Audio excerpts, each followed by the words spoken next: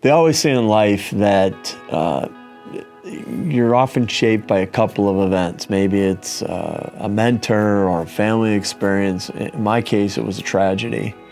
On this very corner, back in August of 1974, I was minding my own business going around the corner on my bike to get an ice cream cone at Thrifty Drugstore that was around the corner, that wonderful 5-cent ice cream scoop. And I had no idea that as I got to about 2 feet from this corner that I would wake up 9 days later, looking in the mirror, not recognizing who I am, having woken up from a coma because I got hit by a car that day. And ultimately, I spent the better part of about 6 to 7 months in the hospital. Out of that, there was a silver lining. We had a settlement from the city of Phoenix from a lawsuit that ensued, and I was able to work closely with a stockbroker at the time who was managing the money for me while it was in a trust.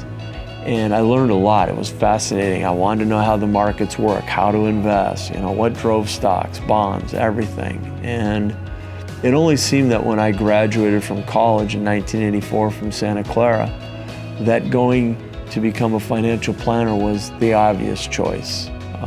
I truly, really liked investing, what I was doing, and man, I wanted to teach a lot of other people about it, get out there and spread the word.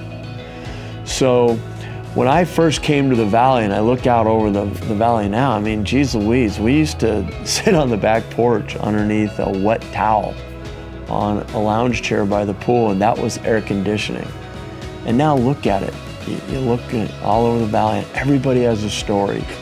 And everybody's wondering, about retirement. And I've made all these sacrifices my whole life. And now they're getting to that point where they've climbed the mountain.